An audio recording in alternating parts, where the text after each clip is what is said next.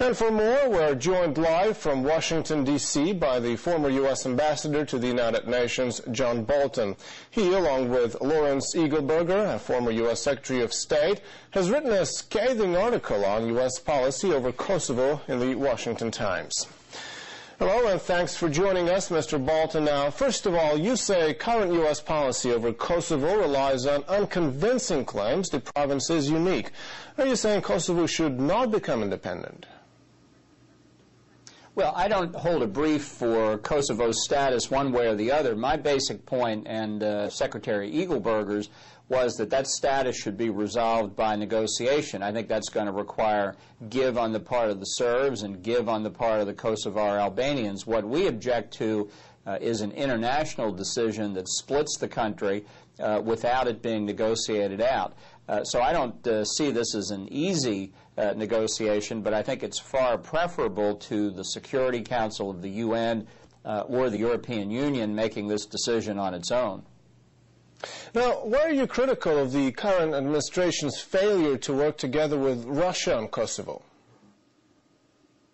Well, I think this in part is the U.S. State Department on autopilot. Back in the days when Serbia was ruled by a communist dictatorship under Slobodan Milosevic, I think the policy was understandable. But today, Serbia is struggling to create conditions for a democratic society, and I think it's a terrible signal to pull apart the country even as that process is underway. I don't think it will result in stability in the Balkans. I think quite the opposite. It will increase the risk of instability.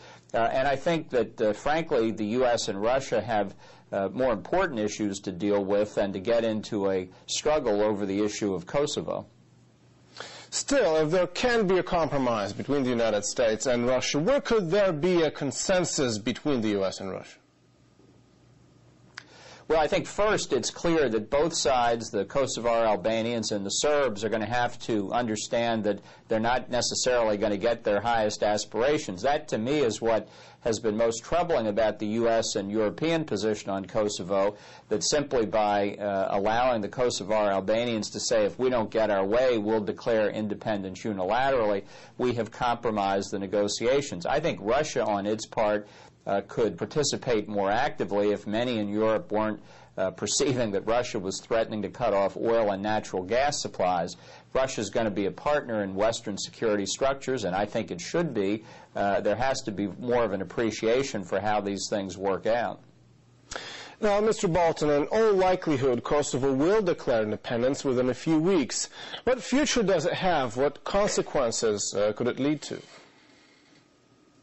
Well, I think it's very risky if it's granted recognition by the U.S. and most European countries. I don't think it's economically viable. I think that its instability risks attracting Islamic extremists from around the world, and I think the mix in the Balkans actually then tends to destabilize other countries, Montenegro, and Macedonia, that also have Albanian populations. So this is the end result of a lot of dealing over the former Yugoslavia, and I think we've gotten to the point where attempting to carve out new countries really is threatening to exacerbate the risk of instability.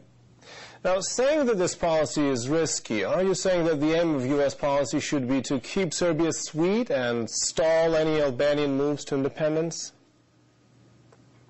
No, I don't think we have a fixed interest in the outcome one way or the other. I think that negotiations, mutual acceptance of a road ahead by both Serbs and Kosovar Albanians is the right way to go. And I think for the Serbs, as I said a moment ago, I think they have to understand that times have changed in the last 10 years, and they're not necessarily going to get their fondest wishes either. You can't go into a negotiation like this by deciding the outcome in advance one way or the other. So I think both sides are going to have to make some hard choices. The position of the U.S., of Russia, and of Europe ought to be to say, you all are going to sit in a room and work this out, and we're not going to put our thumb on one scale over another, so to speak. Okay, now let's get to another important issue. It's Super Tuesday in America, and what's your view of the candidates' grasp of the complexities of foreign policy? Well, I think on the Republican side, as between McCain and Romney, either of them have the experience and the maturity and judgment to be president.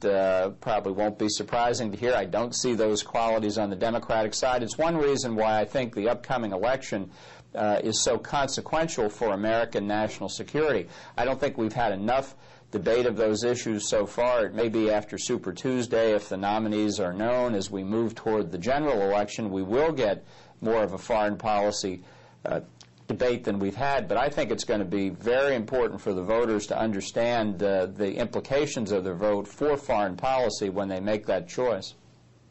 Well, thank you very much, Mr. Bolton, for your analysis.